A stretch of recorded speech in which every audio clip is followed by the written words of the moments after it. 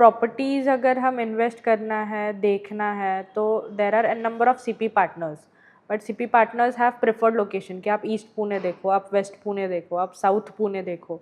वैसे प्रॉपर्टीज़ देखो रादर आप being a director and owner of it, what would be the forte and USP of property देखोस? अगर मैं अपने खुद के फर्म के बारे में बताऊं तो ऐसा है कि हम लोगों का प्रेजेंस पूरे पूना में है।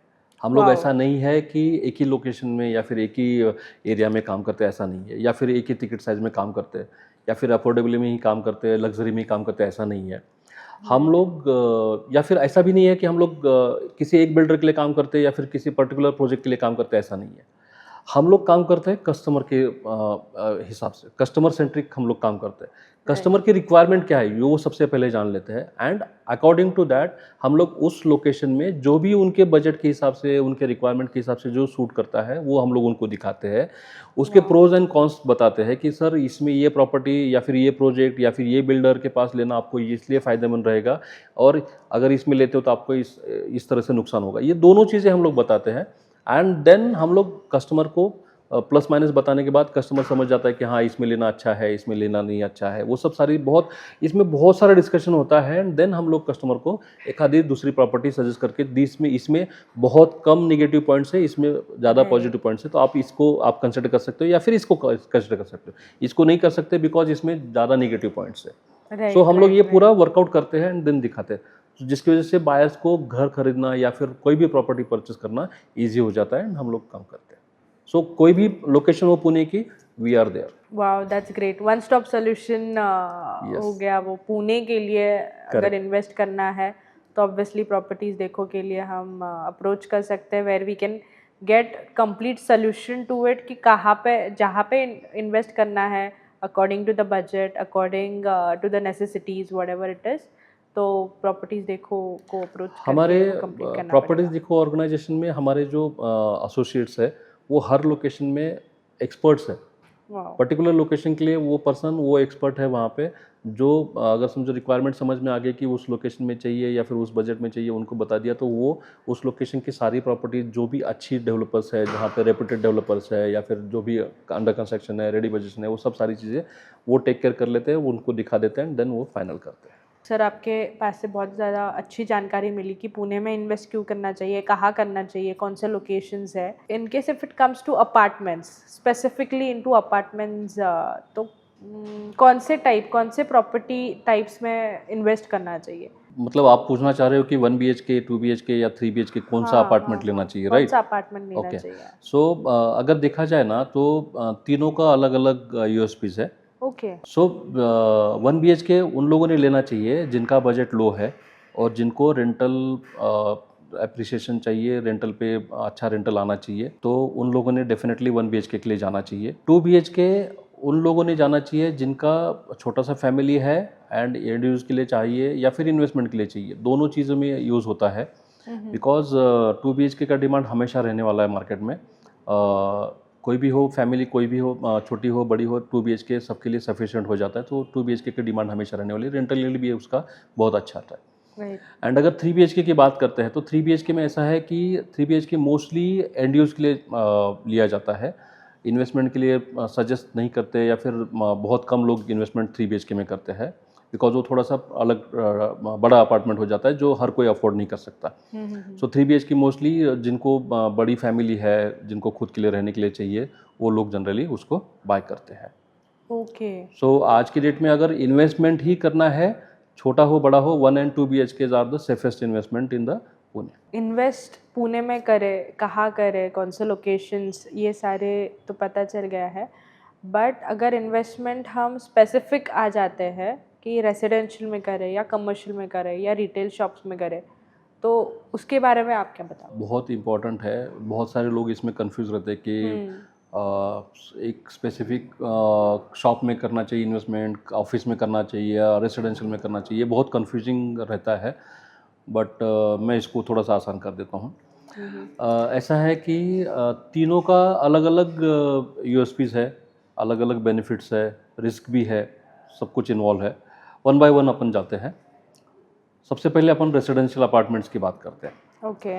सी रेसिडेंशियल अपार्टमेंट्स तो एनी टाइम चलने वाले हैं, उसमें कहीं पे घर किसी को घर नहीं चाहिए ऐसा हो ही नहीं सकता है, हर किसी को रहने के लिए घर चाहिए, तो वो तो हमेशा डिमांड में रहने वाला है। राइट। सो घर में अगर आप घर में इन्वेस्टमेंट करते हो तो उसमें ऐसा है कि एक तो घर का इन्वेस्टमेंट जो रहता है वो सेफेस्ट इन्वेस्टमेंट रहता है, होम लोन सस्ता मिल जाता है उसके ऊपर।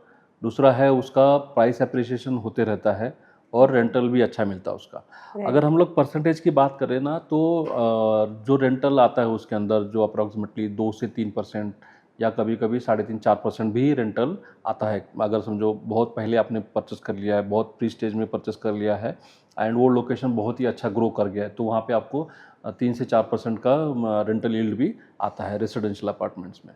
डिपेंड करता है location to location, but mostly 2 से 4% के इसमें वेरी करता है वो।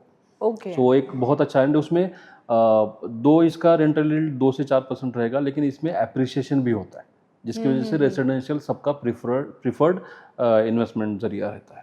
Right right right. यस, सो जिसमें अप्रिसिएशन भी मिलता है, रेंटल अगर ये है तो रेंटल भी मिल दोनों जाता चीज़ें है। मिल जाती है, जिसकी वजह से लोग जनरली प्रीफर करते हैं कि घर में, और एक सेफ लगता है लोगों को। और जैसे मैंने बोला कि उसमें जो लोन का ये है इंटरेस्ट रेट भी है वो भी कम रहता है। ओके, रेसिडेंशियल इन्वेस्टमेंट में। Yes yes. Very true.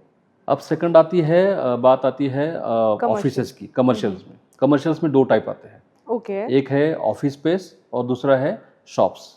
दोनों का अलग अलग ये है।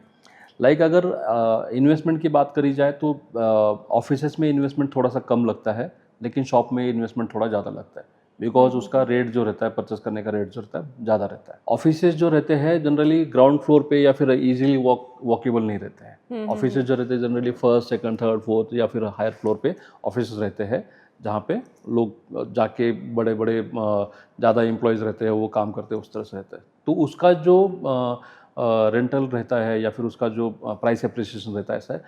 ऑफिसेस में प्राइस एप्रिसिएशन ज़्यादा नहीं होता है, बट उसमें जो रेंटल आता है वो रेंटल बहुत अच्छा आता है। 7 to 8%, 6 to 8% के आसपास का रेंटल आता है। कभी कभी अगर जैसे मैंने रेसिडेंशियल में भी कहा कि अगर बहुत पहले बाय किया हुआ है, बहुत सस्ते में बाय किया है, लोकेशन बहुत अच्छा ग्रो कर गया है, इंफ्रास्ट्रक्चर बहुत अच्छा ग्रो कर गया है वहाँ पे, तो देन उसका रेंटल यील्ड कम 9-10% भी आता है, कभी कभी 11% भी आता है। दैट डिपेंड्स, या फिर थोड़े टाइम के बाद। सो कमर्शियल ऑफिस स्पेसेस में रेंटल बहुत अच्छा आता है, लेकिन एप्रिसिएशन ज़्यादा नहीं होता है। जिसको सिर्फ एक अच्छा खासा अमाउंट है एंड इन्वेस्टमेंट करने का है एंड उनको रेंटल इनकम जनरेट करना है और लॉन्ग टर्म के लिए करना है, तो then they can go for सब कमर्शियल लोग वन। कमर्शियल ऑफिस स्पेसेस में इन्वेस्टमेंट करना चाहिए। सो ये हो गया कमर्शियल्स का। अच्छा, मतलब कमर्शियल में अप्रिसिएशन ज़्यादा नहीं है, बट रेंट इज़ व्हाट कि वो ज़्यादा एक्सपेक्ट कर सकते हैं, and that too for a long term. मतलब लॉन्ग जो टर्म के लोग लिए बहुत लॉन्ग टर्म देख रहे हैं ओनली फॉर रेंटल थिंग, वो कमर्शियल में जा सकते हैं। करेक्ट, बट इसमें एक रिस्क भी है कि लाइक अगर एक आध बार टेनेंट नहीं आता है तो लॉन्ग टर्म के लिए मे बी वैकेंट भी रह सकता है, राइट क्योंकि राइट। रेसिडेंशियल में कैसा होता है यूजेस ज़्यादा रहता है, हर किसी को चाहिए रहता है, तो वहाँ पे वैकेंट नहीं रहता है। बट ऑफिस स्पेसेस है ना, स्पेसिफिक कंपनीज के लिए या फिर स्पेसिफिक इसके लिए लगता है, तो कभी कभी वो क्या होता है कुछ टाइम पीरियड के लिए ऑफिस स्पेसेस वैकेंट रह सकते हैं, जहाँ पे आपका रेंटल नुकसान हो सकता है। Yes, that is a risk taking thing. Yes yes. Right right right. तो रेसिडेंशियल और कमर्शियल का तो पता चला, फिर ऑफिस रेंटल लाइक शॉप्स में या कुछ उसमें नहीं, भी अभी बहुत मैंने सारे जैसे चीज़ें बताया होते हैं। आपको कि कमर्शियल में दो चीज़ें आती है, शॉप्स एंड ऑफिसेस। तो हाँ हाँ ऑफिसेस का हाँ। मैंने आपको बता दिया। अब राइट। शॉप्स की बात करता हूँ। शॉप्स जो रहते हैं जनरली ग्राउंड फ्लोर या फिर थोड़ा सा लोअर फ्लोर पे या फिर थोड़ा सा फर्स्ट फ्लोर के रेंज में रहते हैं, जहाँ पे लोग रोड से जाके कुछ भी सामान परचेस कर सकते हैं, उस तरह से शॉप्स रहते हैं। तो जनरली शॉप्स का जो परचेस करने का जो प्राइस रहता है वो बहुत ज़्यादा रहता है, हेवी इन्वेस्टमेंट लगता है। जनरली शोरूम शॉप्स ये जो जनरल लगते हैं वो बहुत महंगे रहते हैं। तो बट यहाँ पे जो रेंटल आता है, रेंटल जनरली थोड़ा सा कम रहता है, अप्रॉक्सीमेटली 4 to 5% के रेंज में रहता है, या फिर मैक्स टू मैक्स 6% जाता है, उससे ज़्यादा रेंटल नहीं जाता है शॉप्स में। सो इन्वेस्टमेंट हाई है प्लस रेंटल कम है, बट हाँ एप्रिसिएशन के चांसेस बहुत ज़्यादा रहते हैं। एक टाइम के बाद अगर समझो वो रोड बहुत अच्छा डेवलप हो गया, लोग जो रेसिडेंशियल अपार्टमेंट्स के आजू बाजू में है या फिर शोरूम बड़ा शोरूम है जो रोड से कनेक्टिविटी अच्छा है, तो वहाँ पे उसका एप्रिसिएशन ज़्यादा अच्छा होता है एंड रेंटल भी बहुत अच्छा आता है। तो शॉप्स में थोड़ा रिस्क भी है, थोड़ा अच्छा भी है, मतलब उसको प्रिडिक्ट करना थोड़ा सा मुश्किल हो जाता है। बट हाँ, अगर पैसा है आपके पास तो आप डेफिनेटली शॉप्स में जाइए, बिकॉज वहाँ पे रेंटल के भी चांसेस कंटिन्यूशन रहते हैं क्योंकि खाली नहीं रहता है, प्लस उसका इन्वेस्टमेंट जो आपका है ROI भी काफ़ी अच्छा आता है, एप्रिसिएशन भी बहुत अच्छा आता है। बट कभी कभार जैसे कोविड जैसी चीज़ आ जाती है तो वहाँ पे फिर वो शॉप्स या फिर ऑफिसेस कुछ काम के लिए। Right right so safest investment अगर देखा जाए तो रेसिडेंशियल अपार्टमेंट्स है, रेसिडेंशियल्स। रेसिडेंशियल्स है। यस।